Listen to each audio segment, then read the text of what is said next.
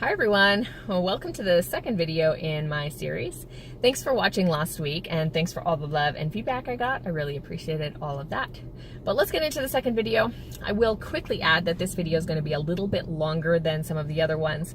There was just a fair bit of content and I didn't want to leave anything out. So let's go. When people are looking to purchase a house, usually the first thing they do is they go online, they go on realtor.ca and they start looking for houses. So one of the most common questions I get is, why would I hire you as my agent instead of just calling the list agent of a house that I like online? And I think that that's a really valid question. I mean, the list agent typically knows more about the house and the seller than I would at that point. And it kind of feels like you're hiring a middleman. So why not just go direct to the source? So I get that. But to address that, yeah, you're right. So the list agent likely does know more information about the home, but usually you're looking for more dirt and the list agent can't give you that. So they can give you stuff like square footage, age, renovations, anything they know about the home like that. But usually, like when I'm showing my listings to unrepresented buyers, they're asking me things like, why is the seller moving? What's their bottom line price wise? I get lots of personal questions like, what do they do? And as a realtor, we just can't disclose that and we won't. So unless it benefits their client, you won't get that information. So I will add that there is a legal requirement to disclose material latent defects, which are defects that you wouldn't be able to discover upon a reasonable inspection. But those need to be disclosed whether you're working with the list agent or whether you have your own buyer's agent. So really it just makes more sense to have a buyer's agent in that case. But moving on to what I feel is the most important reason to hire a buyer's agent, and it might sound kind of obvious, but the list agent represents the seller. So other than honesty, reasonable care and skill, and giving you correct information, they actually don't owe you anything. They will do what they need to do to get the sale done, but it's because it benefits their client, the seller, not you. And in one of the biggest purchases of your life, do you really want to risk the terms of the transaction and answers to your questions in the hands of, somebody that's legally bound to represent the other side?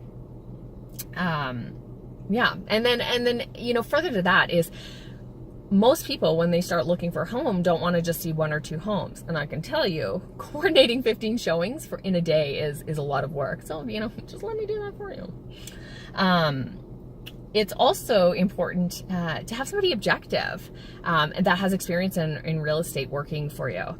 Most consumers don't really know what's good or bad for resale, and they're making decisions largely based on emotion. So having somebody sit down with you and understand your goals and understand what's going to work for you and your family, and then also know the nuances of the market is so important when you're about to invest hundreds of thousands of dollars.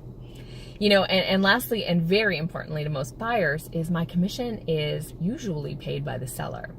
So there's lots of commission models out there, so it's not always the case, but you'll rarely be out of pocket. A lot of people then say, if I cut out the buyer's agent and I go to the seller, maybe I'll get a discount because then they'll only have to pay half the commission. But that's actually not the way that it works. The list agent in that case would just get the full commission. The seller would still have to pay it all. And, as a list agent, our workload and our liability goes up in those circumstances, so I support that. But it's just another point about why you should just get your own representation, like me. So to sum up, you won't be saving money. You won't be getting the inside information that you're looking for, and you'll likely be getting some biased information.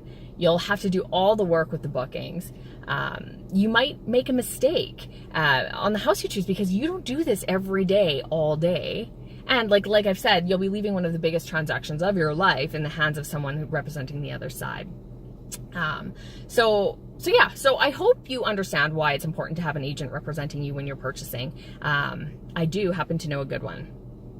But I do want to add quickly that these types of transactions where the list agent double ends the deal happen all the time, and they aren't necessarily bad. They can absolutely go off without a hitch or without anything shady happening, but there's a big risk there, and one you don't really need to take. So that's the video. I hope I answered your questions. I hope you found it helpful. Please share it, and hope you enjoyed it.